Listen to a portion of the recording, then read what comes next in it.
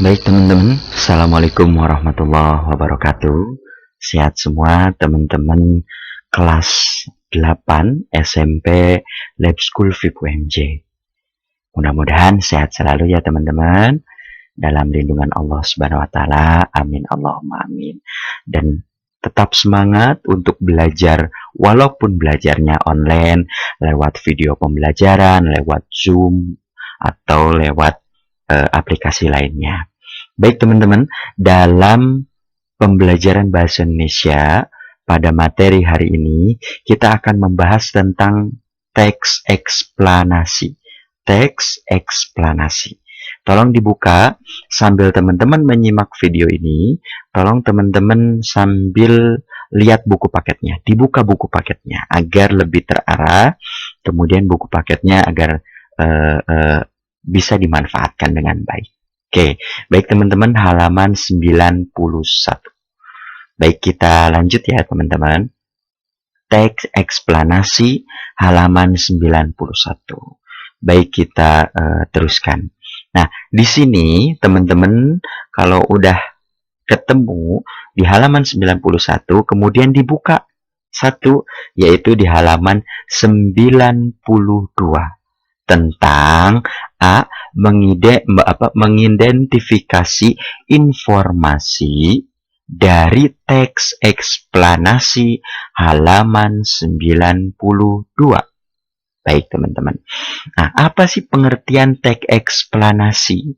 Teks eksplanasi adalah sebuah karangan yang isinya berupa penjelas, artinya berupa penjelas lengkap mengenai suatu topik yang berhubungan dengan fenomena alam maupun sosial yang terjadi dalam atau di kehidupan sehari-hari. Jadi teks eksplanasi itu karangan, isinya penjelasan mengenai fenomena alam atau kejadian alam di dalam kehidupan manusia. Saya ulangi pengertiannya.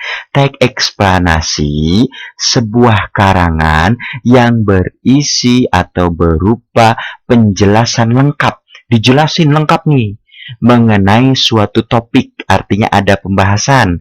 Nah, pembahasannya tentang apa?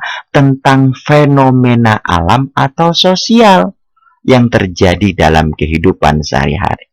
Paham ya pengertiannya? Intinya, teks eksplanasi menerangkan kejadian alam dalam kehidupan manusia, intinya begitu.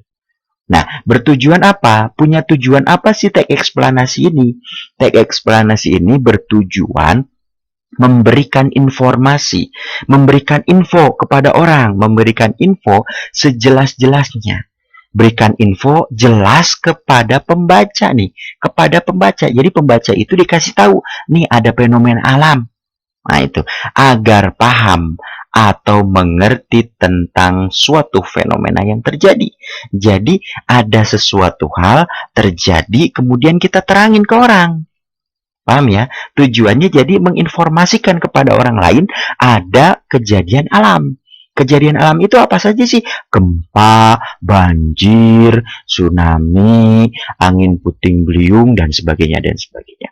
Artinya apa? Artinya itu adalah fenomena alam. Nah, paham ya? Oke, sekarang apa sih ciri dari teks eksplanasi? Teks eksplanasi itu cirinya yang pertama memuat informasi fakta. Informasi yang betul-betul terjadi, ada, sudah terlaksana, terjadi dalam kehidupan manusia. Yang kedua apa? Membahas suatu fenomena yang bersifat ilmiah atau ilmu pengetahuan.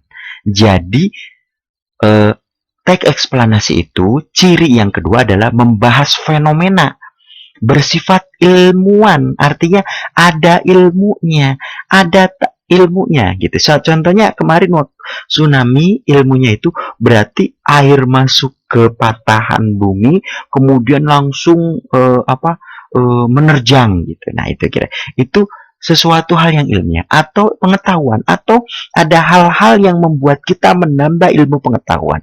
Contohnya, agar tidak banjir dan tidak longsor harus ditanami pepohonan. Itu salah satu ilmu pengetahuan. Paham ya? Yang kedua cirinya. Oke, yang ketiga, bersifat informatif. Informatif itu memberikan informasi, teksnya itu memberikan informasi. Dan tidak berusaha mempengaruhi pembaca. Artinya nggak ada yang harus dipengaruhi oleh pembaca, nggak ada.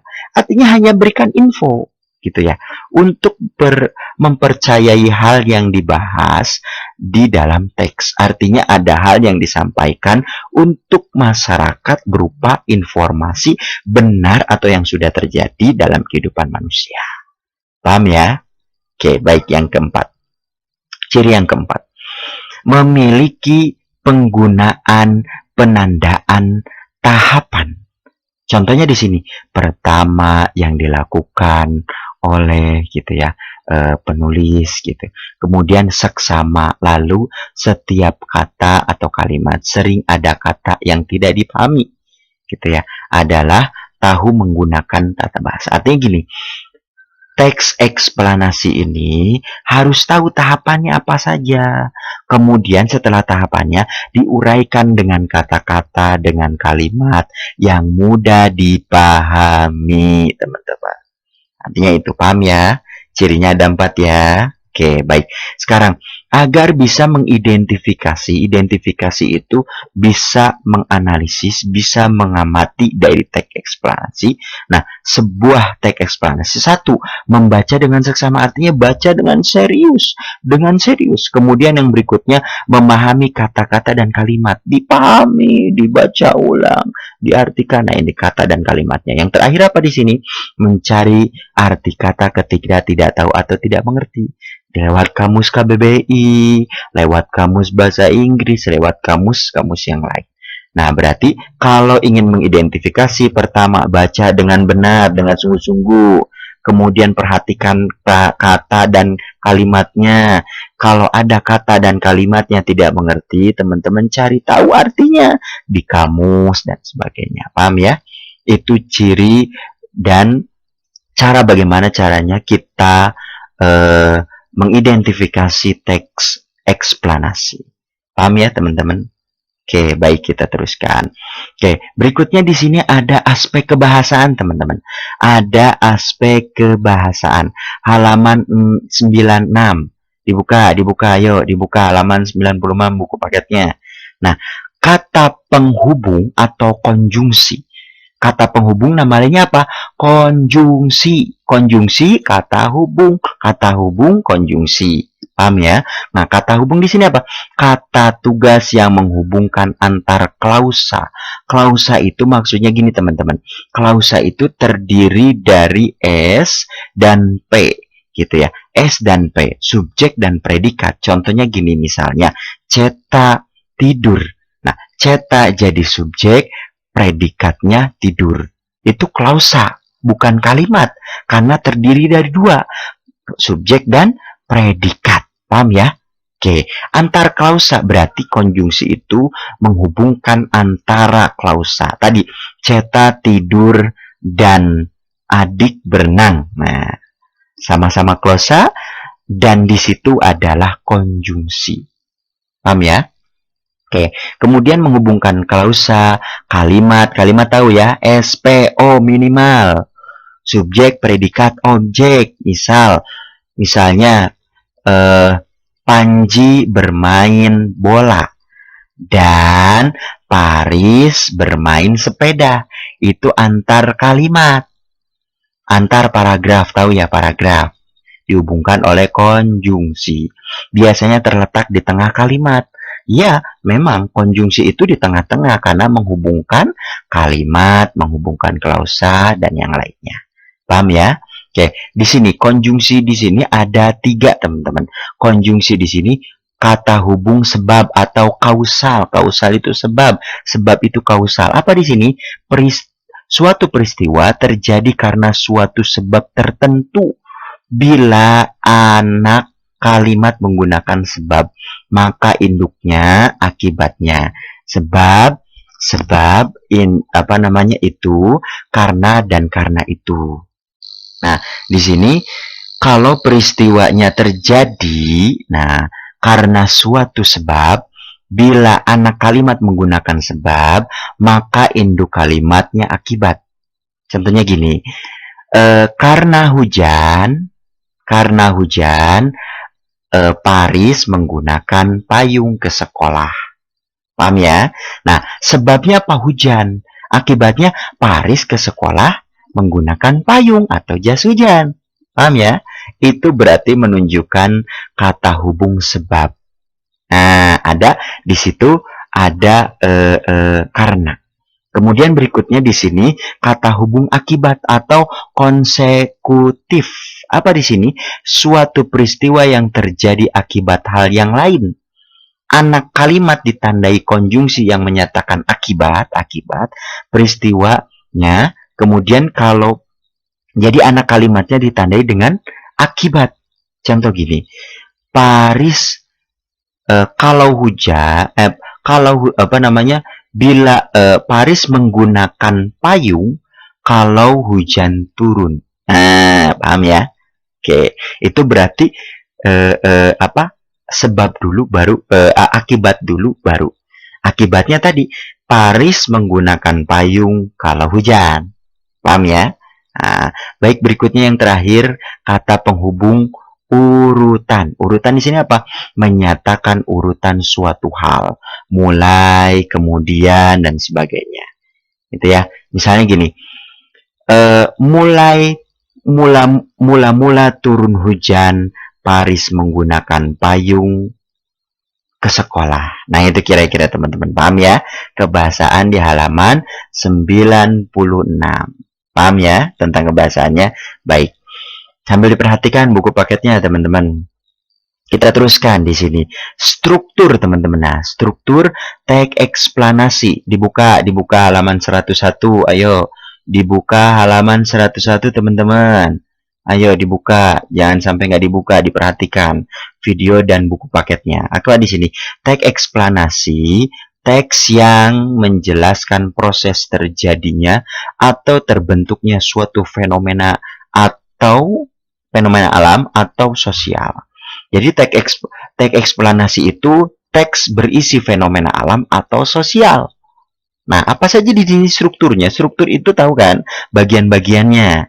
Nah, struktur teks eksplanasi itu pertama terdiri atas bagian pernyataan umum. Jadi teks eksplanasi itu pertama ada pernyataan umum berisi informasi singkat tentang suatu topik yang dibicarakan. Artinya ada sesuatu informasi yang dibicarakan. Nah, kemudian yang kedua, deretan penjelas berisi tentang penjelasan secara terperinci mengenai proses atau peristiwa yang terjadi. Yang terakhir, yang ketiga adalah penutup. Isinya simpulan pendapat penulis tentang peristiwa yang terjadi. Contohnya gini teman-teman, misalnya. Struktur teks eksplanasi pertama tentang pernyataan umum. Misalnya gini, kalau teman-teman menuliskan sebuah banjir adalah kejadian fenomena alam yang terjadi akibat air meluap ke penduduk, meluap ke pekarangan rumah penduduk atau warga. Itu pernyataan umum. Pernyataan umum seperti itu. Nah, kemudian kalau deretan penjelas gimana? Nah, berisi rincian mengenai peristiwa. Mula-mula air masuk ke pekarangan rumah masing-masing warga pukul 4 sore. Itu berarti berupa penjelasan, teman-teman. Nah, berikutnya apalagi di sini setelah itu penutup, berisi kesimpulan atau pendapat penulis. Ketika ketika ingin terhindar dari hujan, maka masyarakat di lingkungan daerah A harus rajin atau memelihara pepohonan dan tidak membuang sampah sembarangan. Paham ya? Oke, baik. Jadi strukturnya ada berapa? Ada 3. Apa saja? 1, pernyataan umum. Yang kedua, deretan penjelas. Yang ketiga, simpulan. Paham ya? Oke, baik, itu kira-kira teman-teman. Itu struktur teks. Nah, baik teman-teman, karena sudah habis slide-nya, oke, diperhatikan terus videonya. Kalau ada yang belum paham, belum mengerti, silahkan ditonton ulang.